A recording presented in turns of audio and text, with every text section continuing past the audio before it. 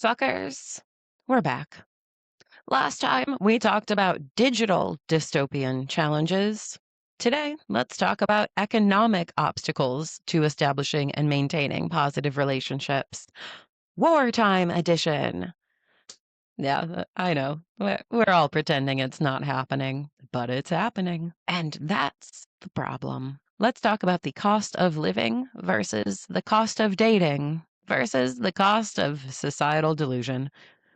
So, I was speaking to a young man this morning and mentioned this episode series. Asked if he felt any additional pressures in dating these days as a member of his gender. He reported, yes, the conflicting costs of existing and dating. You can't walk out the door without spending $50 these days as a single person. So I decided to look into it and found more than expected. From the BMO Real Financial Progress Index, they say, new survey data shows Americans spend $189 on an average date, a 12.5% increase from just last year, 2025. Americans spend an average of more than $2,300 on dates in the past year. Half say that they've gone on fewer dates or chosen less expensive activities due to these rising costs. On average, Americans who dated went out about 12 times in the year, down from 14 last year. Additionally, nearly half, 47% of singles, say that dating is simply not financially worth it. 50% of Gen Z and 40% of millennials say that the cost of dating gets in the way of reaching their financial goals, and that might be because of these facts. Millennials, on average, spend $252 on a date, up 32% from last year. And Gen Z, on average, spends $205 on a date night. They say, the data reveal two distinct approaches to coping with higher dating costs. Some are cutting back by choosing low or no cost dates, such as having a picnic or going on a hike, while others are accepting that dating is expensive and continuing to spend. 14% say that the average date costs nothing, and 14% say a typical date costs $300 or more, which seems exorbitant. Let's look for middle ground between those two figures, huh? A cheap estimate, per my experience and general consensus on the internet, is $60 to $100 for dinner and drinks. If you're going on one date a week, we're talking $240 to $400 in a month. When we roll any extra activities in, it climbs rapidly from there. Even a few coffees, $10 to $20 these days, lunch dates, $30 to $50, or costs to hang at each other's homes. Fuel, $10 to $20, groceries, $30 to $60, streaming service, who even knows anymore, are going to add up quite quickly on top of that figure. So, realistically, playing it conservative, cheap but not free, we can still say, somewhat confidently, we're talking maybe $500 a month to date for the first few months, minimum, which might go nowhere. And the investment may need to start all over again with another match. Meanwhile, article, Why Affordability Will Be a Key Issue in the 2026 Midterm Elections.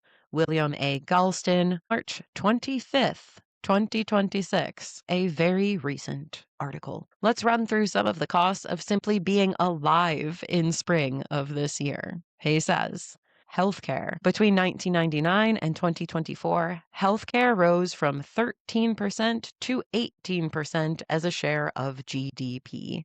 While wages rose by 119% during this period, workers' contributions to family health care insurance premiums surged by 308%. almost 3 times the pace of wages. A recent survey found that 32% of respondents were very worried about healthcare costs, compared to 24% for food and groceries, 23% for rent or mortgage payments, 22% for utilities, and 17% for gas and other transportation. So, between 1 in 5 and 1 in 4 people are very worried about their basic monthly expenses. Housing. Since early 2020, the cost of median priced homes has risen by 28%, from $317,000 to $405,000. Until 2020, a median income household could afford mortgages to buy median priced homes. Now, households need incomes of $120,000 to qualify for such mortgages. But the median income stands at only $85,000. And for decades, the median age for first-time purchases. So let's throw in a renting estimate, since purchasing is out of the grasp of many of us. As of early 2026, the national median rent for a one-bedroom apartment in the U.S. is $1,500 to $1,550 per month, per Realtor.com and Apartment Advisor. Groceries. Overall, grocery prices have risen by 31% since February of 2020. And for some high-profile items, ground beef, for example, the increase has been much steeper. A monthly estimate for groceries for one person is $518.67. Utilities. Household utility costs have risen by 41% in the last 5 years after the beginning of the pandemic. Electricity up 32%, water 43%, natural gas 60%, and 17% of households have fallen behind on monthly electrical bills. In early 2026, the average American household spends $611 per month on utilities. Automobiles. Since the onset of the pandemic, the average price of a new car has risen from $38,000 to $50,000, an increase of 32%. Hard-pressed consumers who turned to used cars found little respite. Used cars rose by 28% during this period. Meanwhile, insurance premiums have risen by a stunning 55% since the pandemic began. And all right, let's say maybe you're a single parent trying to date. Childcare. Between 2020 and 2024, the average cost of childcare rose by 29%. Starting in mid-2024, the pace of childcare inflation accelerated to twice the rate of overall inflation, a trend that persisted through 2025. Estimate: $332 to $343 per week, or around $15,000 to $17,000 annually per child. I'm guessing that figure is not including a babysitter for those $200 dinner dates either. So add another hundo onto the pile for each one. And comparing these numbers versus the average cost of a date in the US of $189, you can pay for 2 dates or a week of childcare, 2.5 dates or 1 month of food, 1 date or 1 month of electricity. And if we compare these numbers with the relatively cheap estimate of about $500 a month versus costs of being alive, we're talking 1 month of dating or 1 car payment, 1 month of dating or 1 month of eating, 1 month of dating or 30% of the rented roof overhead. So the potential for wasting money on dating that is required for an individual's living is quite high, making it actually inaccessible to a good portion of the population at this time. Because no matter how hard you hustle, there are limitations: socioeconomic, energetic, attentional. If it takes an extra 25 to 50 hours to afford a cheap month of dating, when will the dating take place? With what brain cells or enthusiasm? At least when I was working and dating around minimum wage, the dollar menu existed. Now, even McDonald's is going to be a $15 to $20 date. These days, you couldn't even grab fast food, a laughable dinner experience, without an opportunity cost financially and ultimately temporally, energetically. So, is it any wonder that we're not going on dates, or not going on second dates, or that a common complaint in the dating experience is, why won't they just make a plan? They won't take this off the app into real life because it's not so flippant to schedule a potentially one-off date when even the cheap, in quotes, plan could feed you for about a week. And yet, we still have human needs. To deprive ourselves of love or touch or connection isn't a possibility either. Trust me, I've tried. I can tell you without any hesitation, humans do need other humans. This fact helps explain this data from a podcast episode called The Cost of Loving. New research finds that financial pressures are causing a huge strain on relationships, which somehow comes from corporate Experian and is by a broadcaster known as Anna Williamson. Okay. So, if you've been thinking, how the fuck do people afford $300 dates? The answer might be they don't, but they pay for it like a necessary living expense anyways. The average debt from dating and relationships amongst 18 to 35-year-olds is €2,246. That's about 2,574 US dollars. And 5% of young men have gotten themselves into over 10,000 euro of debt from dating or relationships, which again is about 11,459 US dollars. So, firstly, if you've interpreted these stats the way that I have, they're not saying that on average men spend $2,500 on dating. They're saying men exceed the amount of money that they have by $2,500 for dating, and about 5% overspend what they have by $12,000.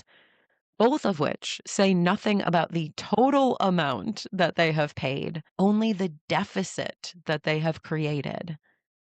That is horrifying. Despite the inability to support a dating lifestyle, some are still doing it to their own financial destruction. One would assume because they have unmet human needs that outweigh financially stringent behaviors. Going into debt to try to find or keep a love interest has become a societal concern. And as long as the series centralizes on technology versus the human race, let's consider how this date overspend problem could be caused by unrealistic online worlds, alternative realities that one has accidentally opted into. The social media influence behind bankrupting dates. 59% of young people say that social media has contributed to expectations to overspend on their partner. That's about 2/3 of people who feel pressured to spend more than they have for love. And 63% believe social media has influenced people to date for money and materialistic reasons over love. A very similar figure. So, despite the shared reality that we all live in. The preferred reality online of living large has corrupted our expectations of each other and also driven us towards less pure motivations in our relationship attempts, so that we're potentially seeing each other as a means to an end, a social clout booster, rather than emotional individuals on a quest for something immaterial together. And how about this next point? As we recall last episode's assertion that social media lets us get to know each other too quickly and inaccurately as we look for red flags. 36% of men have browsed a potential date's social media profile to check if they could afford their lifestyle versus 28% of women. So still, about a third of the population is checking you out online to see if they could even possibly compete for your attention. All in all, revealing that 1. Some of this depthful dating behavior is due to peer influence and or social pressure. And 2, a real or fake or incorrectly judged lifestyle on Instagram might be driving people away from each other as they fear for their bank account or for their social status. We're looking at each other to see what is normal or right or expected in dating. We're gathering inaccurate information based on falsified realities that are publicized on the internet. And then we're looking at our potential partners to see if they subscribe to the same ideas. Either way, it could make or break the connection. If two people are signed up for the same luxury lifestyle, it could lead to a first date. If only one person is, it could lead to the decision to save that money for rent if it seems like it will all be fruitless anyways. These days, folks may have to choose between living and attempts at honestly loving. And I think we'll see those other priorities shift as well. As they mentioned, 63% believe social media has influenced people to date for money and materialistic reasons over love. Under times of economic and existential strain, will we choose to partner for appearance or love or financial stability? And what happens if we choose the latter? Changes in priorities, love or money. According once again to BMO Real Financial Progress Index, 58% of people in serious relationships say they are financially dependent on their significant other. This is up from 40% who said the same last year. So there has been an 18% increase in 1 year of financial codependence. And from that same article that we just talked about, which was from the Experian podcast, The Cost of Loving, new research finds that financial pressures are causing a huge strain on relationships. They report 1 in 5 18 to 35-year-olds end a relationship due to financial issues. 1 in 3 couples are only staying together because they fear not being able to afford living alone. Nearly half, 47% of people, admit that they are unsure how to sever financial ties with a former partner. So we increasingly are reliant on each other financially. A huge step backwards in the equality for partners push of the last 30 years, and a very concerning set of statistics when you consider abuse dynamics.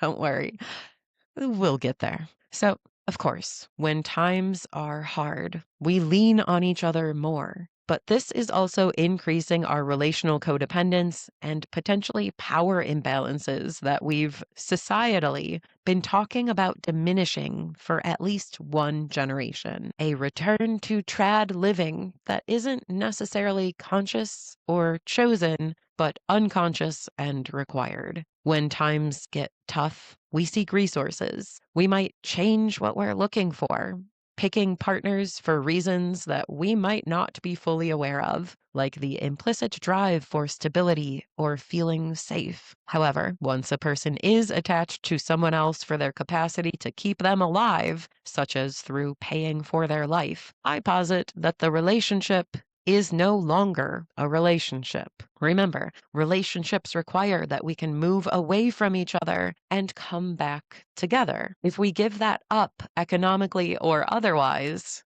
we become one. Give up the relationship and therefore the ability to end it by becoming inseparable. That's not partnership, that's conjoinment, like fused twins connected by bank account rather than skeleton. So, we, as a population, in these dystopian days, might encounter people trying to mooch off of us, ourselves, consciously or not, trying to mooch off others, being subtly influenced towards certain candidates without assessing them accurately or according to enough deep-rooted core belief connecting factors. We might encounter relationships that transform quickly into dependencies and then become unleavable, or simply shifted expectations and standards that make it even harder to get a match, a date, or a partner. Because what happens when we do get a partner who is, in part, partnered because of finances? If survival takes precedence and a greater emphasis on financial success, shared resources, becomes the norm, even if it is unconscious rather than statedly driving our dating decisions, what happens to the relationships built on these pillars? Well, it seems as though they become a part of one's identity on the giving and receiving ends, and the financial aspect becomes the determinant of one's sense of worth.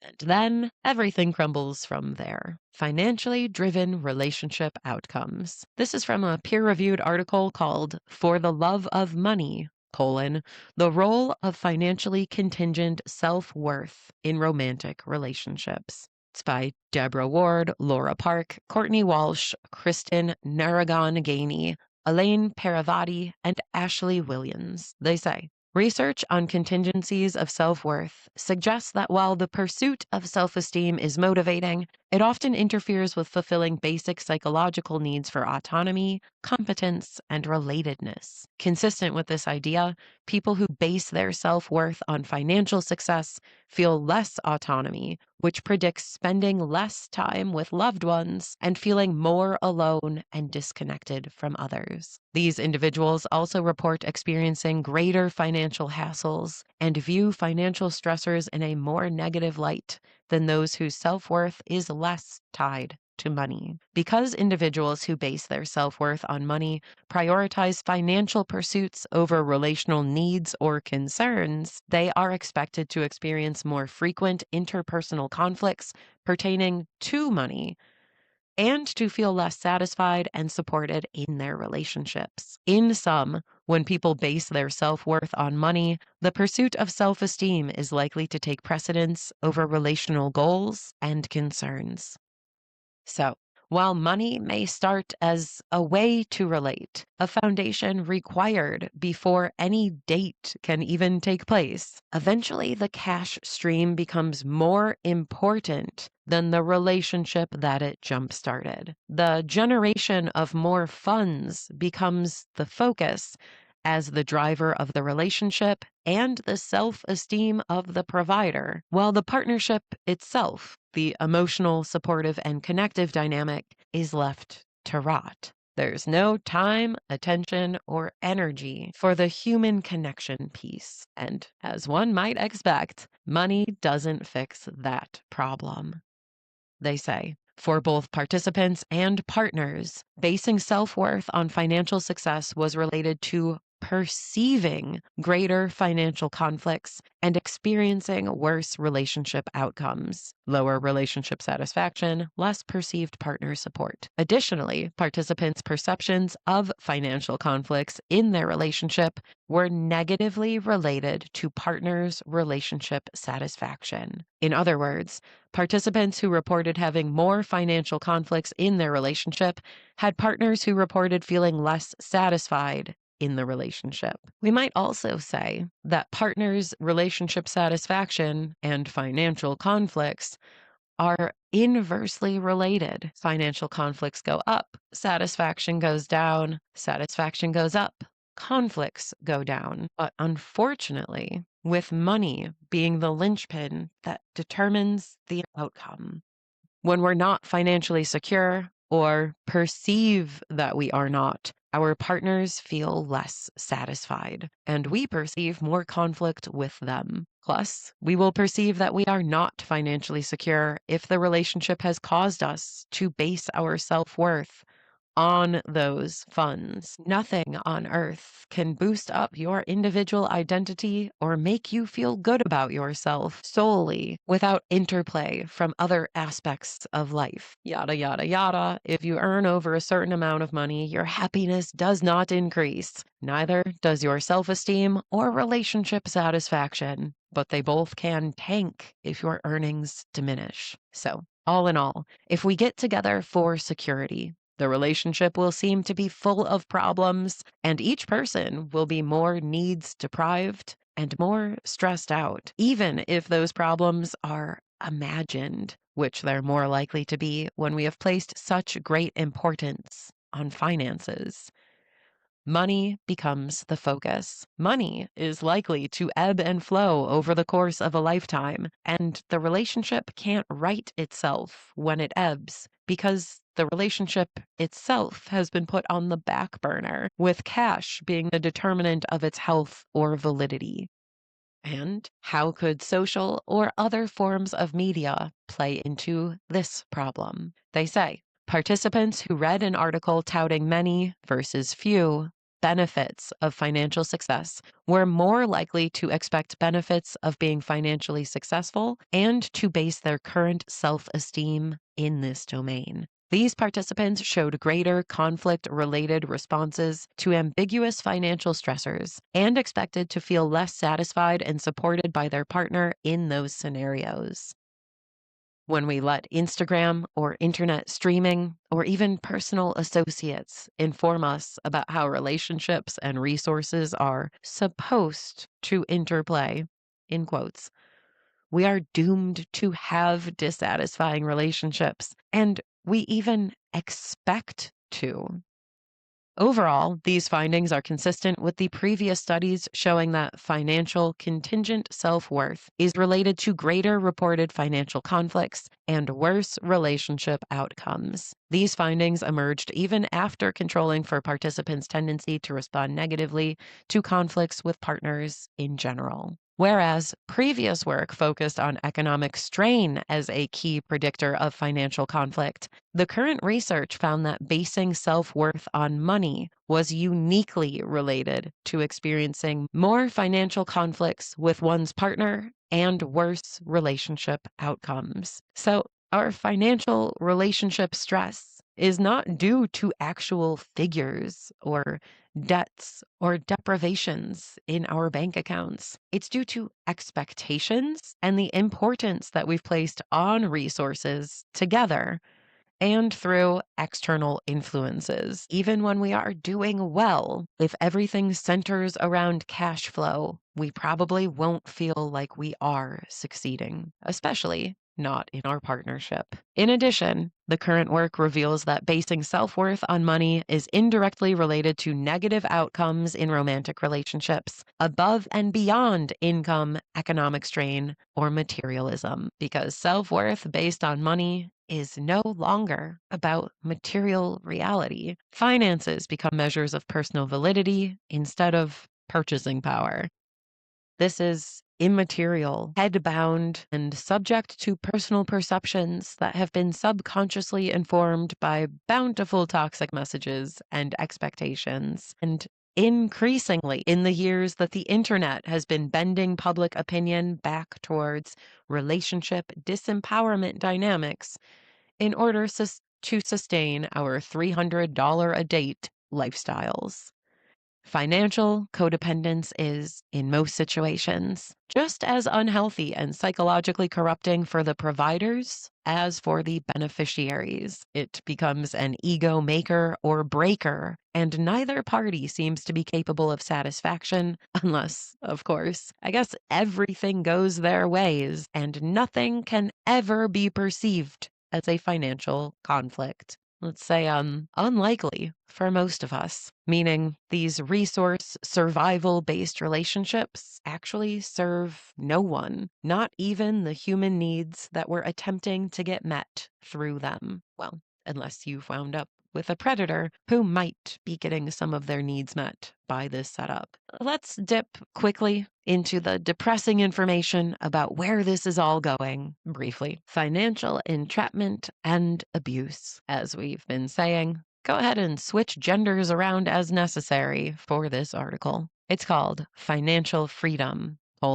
Women, Money, and Domestic Abuse by Dana Herringer Connor. And here are 3 quick excerpts. Inadequate material resources are a primary reason why women do not try to separate. Those women who are economically vulnerable have an increased vulnerability to violence. Ratterers often use the political and economic vulnerability of women to reinforce their power and dominance over particular women. Batterers also take advantage of the vulnerabilities of their victims, such as the victim's economic dependence on the batterer or on the state, her status as an illegal immigrant, her alcohol or drug dependency, or her responsibility to provide and care for children. In domestic captivity, physical barriers to escape are rare. In most homes, even the most oppressive, there are no bars on the windows, no barbed wire fences. Women and children are not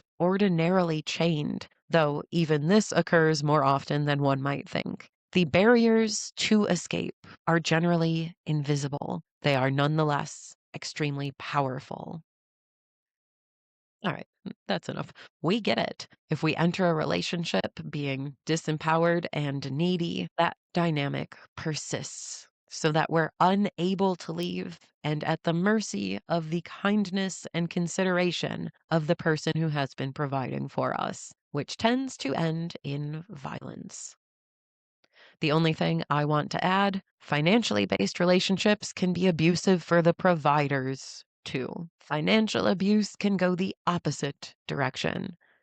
And no one wants to feel used. No one wants to experience increased relational conflict if they aren't perceived to be providing enough. That is also control and coercion. Money-determined relationships, they miss the human mark, the connection-driven reasons for relating entirely, and everyone has a worse life for them. Okay, I think that's maybe enough information to work with. Now let's start pulling it together. Let's be reductionist and sexist here for the sake of illustration, all right? If men are worried about being able to demonstrate their financial success and their ability to provide in the modern day consistently, forever, due in part to wartime environment, K-shaped economic disparity, and influencer lifestyle expectations, so that despite the rising cost of everything required to be alive, they still feel the need to do things like overcome the built for billionaires job market, drop $200 to $300 on a date, and cultivate social media profiles that evidence their financial prowess for onlookers, which, again, requires investment in order to produce those pretty pictures. All of these extra hours of labor and figuring, all of this extra effort to appear a certain way, all to give a particular experience to someone who is apparently expecting that, all just to establish a relationship. Step 1. Then they might expect or be expected to provide for everyone continuously on that level henceforth, or to otherwise establish a mutual financial dependence, as 58% of couples currently do, so that the result, after all of that overextension, all of that effort, after perhaps taking on dating debt or going without personally in order to fund some fun evenings, after the personal and financial trial and tribulations, there will be more trial and tribulation of an emotional sort at an absolute minimum, because the relationships that they've worked so hard to establish will have worse outcomes with lower relationship satisfaction and more perceived conflict with less perceived partner support, even if that financial measure, that presentation, was accurate, even if they weren't fronting with more finances than they could afford. And also, if they were putting up a bit of a facade, creating an appearance that they absolutely could not sustain. Either way, the result is then that they are stuck. One figure estimates that 25% of people stay in bad relationships for this reason. Those are not modern numbers. I would love to see how that has changed by 2026. And overall, this is a setup that we've been warned to avoid in these past 30 years of the world moving towards now seemingly outdated ideals of equal, autonomous, not societal abuse reflective partnerships, making it seem to me, on a most boiled down, black and white, figures based level, that the options are: 1. Overspend on short term dates and overextend on long term promises, creating a stressful and conflictual situation that no one feels self affirmed by. Or 2, as 14% of the population has been doing, disengage from romance and avoid the whole trap of potential personal imprisonment. Each option dissatisfying to us on a human level, not assisting with our emotional stabilities or capacity to rewrite what has been going wrong in the world. Each option, the opposite of what we supposedly get into relationships for, and potentially leaving a population without other bastions of self-worth, if financial self-worth is what they've been raised to anticipate, in order to earn any positive self-regard. I think all of this helps to explain the 63% of men under 30 who've dipped out of the dating and relationship pool. Also, the male loneliness epidemic and the male gender collapse, in which they seem to be laying down as a form of life protest, refusing to go to school, to work, or to relate. Plus, to mention again, I think it explains the difficulty in getting an invite to a first date. I do sincerely feel for them, for all of us, if that's not clear. And it doesn't stop there with men. Of course, they're not the only ones who fit into this. That's just the heteronormative research that we have to work with, and the easiest scenario to discuss based on societal stereotypes. These problems are going to persist in all manner of relationship, and I feel for all of those as well. And quickly, from the other end, my experience as a woman who doesn't expect to pay for dates or to support someone financially long term, I've noticed my mindset circling around these same options. 1. Get into a relationship that's largely colored by survival and then filled in with old shit tones, creating a new dissatisfying abuse dynamic.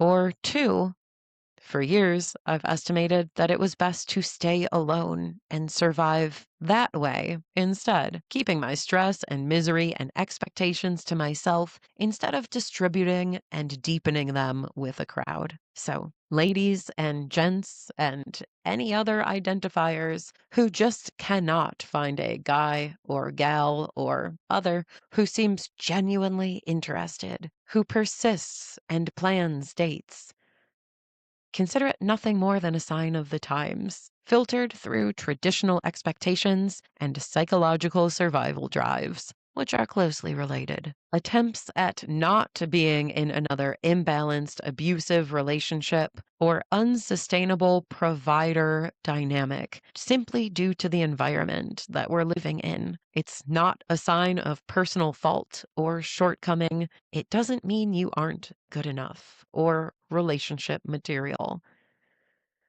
Ladies and gents, and others who've put themselves in a dangerous financial position for love, maybe going into debt of $2,500 to $10,000.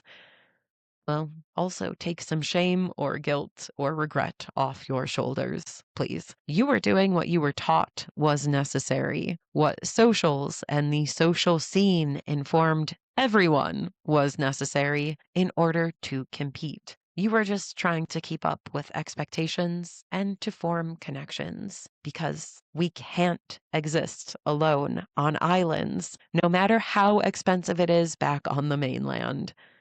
Opting out of relationship is not a solution. It's only spitting in the face of biology, psychology, and mammality, which I think is a big part of the degrading human race. Our backslide towards more violence, aggression, and lower level thinking. In order for humans to thrive and to work at their full capacity, we need human, body, and emotional contact. But faking who we are and what we can provide in order to get those things also is not a solution. Leaning into providership and power dynamics will satisfy none and ensnare many during a period when we already have chronically low life satisfaction and high sense of oppression. So, what is the solution? I mean, besides eating the billionaires and the economy rewriting itself. But short of that, we need reasonable expectations removed from this fake shared reality. We need to see this misery chain clearly. The internet is lying about what is normal. We cannot expect each other to provide upper class experiences during lower class wages. And even if we are making good money, we could afford it, to put it in non academic phrasing. Is $200 to $300 for a date worth blowing on this bitch rather than, say, helping people or animals who legitimately cannot eat and would be able to sustain themselves for almost a month with that money? If we establish relationships based on these financial facades or desires for luxury experiences, then the relationship tends to be based on financial providership or some degree of expectation, which will make the relationship costly in terms of satisfaction, autonomy, freedom of choice, self-esteem, emotional connection, and the experience of love that supposedly kickstarted the whole mess. So, taking it together, it's all a waste anyways. This fronting with expensive dates or demonstrated lifestyles is a counterproductive measure, a means of suffering in order to earn more suffering and nonstop striving. And it won't even result in positive self-esteem. Instead, let's get our minds back on the ground. For dates, no, they really don't need to cost $200. Or even my cheap estimate of $60 to $80. Definitely not for early dates. But they also don't need to be completely free. There's middle grounds still. When it comes to first and early dates, especially, just don't go over the top. It's too much pressure for everyone right out the gate, on top of every potential negative relationship outcome that we've discussed here. Instead of a sit-down dinner and fancy cocktails, how about a quick dip into a brewery and then a taco truck afterwards? A much better option than getting stuck in a horrible dinner that bankrupts everyone as you find out that you are not compatible. When it comes to lifestyle reasonable expectations, hey, we all know that Instagram is fake and only the lives of the upper class are presented somewhat truthfully. Let's not expect that's our reality when we know it is not. Let's be honest that many of us are a few steps away from living in boxes down the alleyway. Nah, we don't have money to throw at each other. And if we do, again, we might be better people if we instead decided to donate it together instead of this lavish wasting when so many people cannot eat at all right now. How about you two make that the focus of your relationship if it has to be financially or clout based? May your ethics and morals guide you. For reasonable partner expectations, let's watch our gold pot thoughts. Meeting a person is not going to make your life that of Kim K, nor is it going to make you suddenly able to provide the life of Kim K to another. If you've never lived in a mansion before, consider that's a good predictor for the future. If you've never afforded one for someone else before, same. And think about how that applies to dates. If you aren't normally blowing $300 to take yourself out, well, it's a weird thing to expect from a complete fucking stranger. Dating and relating, they're not means to ends, and especially not millionaire ends, even though we'd all love for that to be our reality too. For reasonable relationship expectations, what are you really aiming for? If it is love, connection, mutual support, and understanding, then let's remember that money diminishes the focus on all of the above. You won't even spend much time together because someone needs to be going out and earning. Financial success becomes the purpose of that partnership, not the partnership. And this can often flip into abuse for everyone. One party feeling used, never enough, the other trapped, resentment all around. And overall, perhaps the masses need a reminder about reasonable approaches to life. I think it's time to pull back the wool from over our own eyes, to stop pretending that we live above our means so we can compete on the fake internet with other fake people. Stop pretending everything is chill when our nervous systems know that it is not, and thus stop behaving from these unacknowledged survival instincts, which could be driving backwards, abusive, self-wrecking, resource-based romances, or at least the false presentation of them. And with all of that, let us wrap.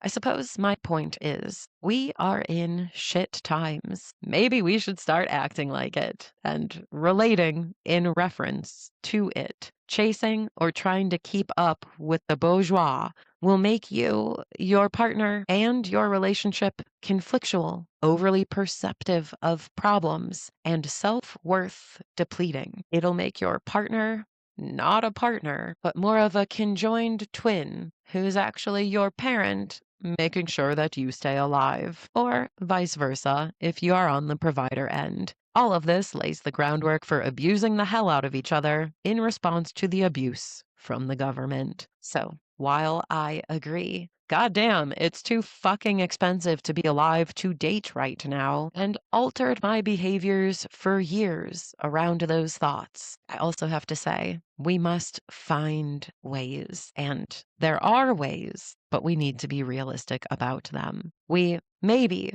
need to do something brand new in the traditional world of dating, being honest and upfront about our limitations and relating from there, right out the gate, instead of leading with falsely positive impressions that only produce negative outcomes. And on the receiving end, putting less pressure on grand gestures, impressive meals, and Instagrammable events that only perpetuate the socioeconomic obstacle. Let's take the pressure off of each other and put our attention back on human dating and relating. Let's re-examine expectations, survival drives, and what we really seek in relationship, while examining how world uncertainty might be pushing us towards ultimately unhealthy, unhappy, and dissatisfying relationships. The thing that we're supposedly all seeking for meaning, purpose, and joy in life. As you keep financially, realistically dating in dystopia. And I'll talk to you soon. Bye bye.